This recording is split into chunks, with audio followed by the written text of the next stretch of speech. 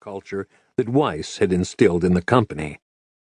George, like Sergio and most other old-timers, had nothing but disdain for Frederick and Co. Neither of them had ever responded to an alarm. Sergio studied the overhead screens, trying to get a handle on the situation. He was no longer part of Circle's security team, but for years he'd worked closely with George to build what was widely considered the Internet's most complex and robust self-defense system. It was a virtual fortress with multiple layers of defense protecting all the sensitive personal information users had entrusted to Circles, as well as the company's most critical data and trade secrets. Each barrier was designed to delay intruders as long as possible, giving George and his team enough time to detect and thwart any attack. What made Circle's security software so special was its ability to track every update, comment, photo, and buddy request that users posted on the site. Over 50 billion read and write actions every single day. The software meticulously monitored every employee keystroke, how much power the company's 12 million computers were using, how much disk space was occupied, as well as the amount of data moving through Circle's digital pipes. Any traffic or sudden spike of activity outside normal parameters was immediately flagged as suspicious, setting off alarms in the security bunker. Sergio's pulse picked up a beat or two. The amount of data flowing out of Circle's network was abnormally high for 9:30 on a Friday morning. Sergio ran through his mental checklist. It had been a while since he'd been on the front lines. "Where's it going?" he asked, as he slipped past Co and leaned over George's shoulder. "We've identified 27 IP addresses in Romania," replied George. Sergio knew those 27 nodes were merely the outer edge of a vast underground network of computers that had been secretly commandeered by hackers.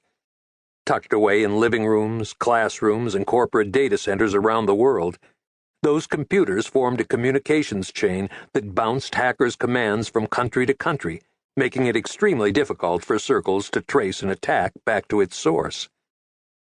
Sergio looked up. The flashing overhead screens showed outgoing traffic had just spiked another notch or two. "Where are the files being sent from?" asked Sergio.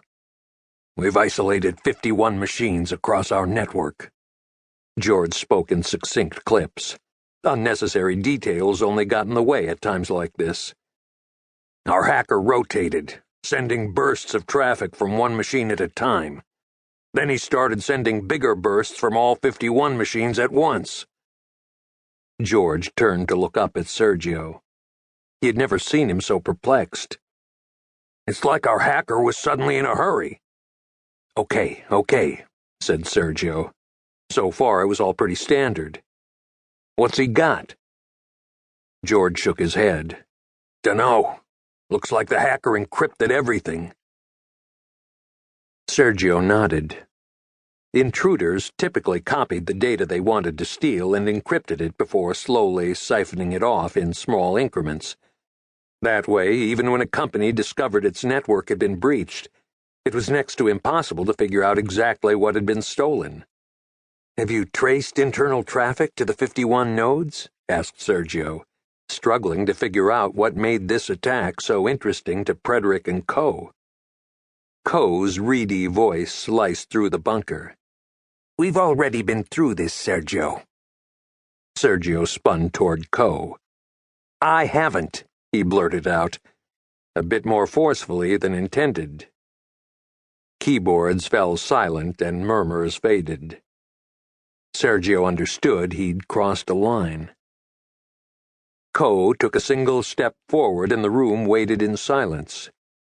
A few engineers stole furtive glances in Co's direction, but most looked away from the lab's chief, who had a sharp chin, arching eyebrows, and a dagger-like widow's peak. His intimidating mien was compounded by the fact that he wasn't shy about speaking his mind, no matter whose toes he stepped on or whose feelings might be hurt. Co lifted his chin, making it appear like he was looking down at Sergio. "Our crack security team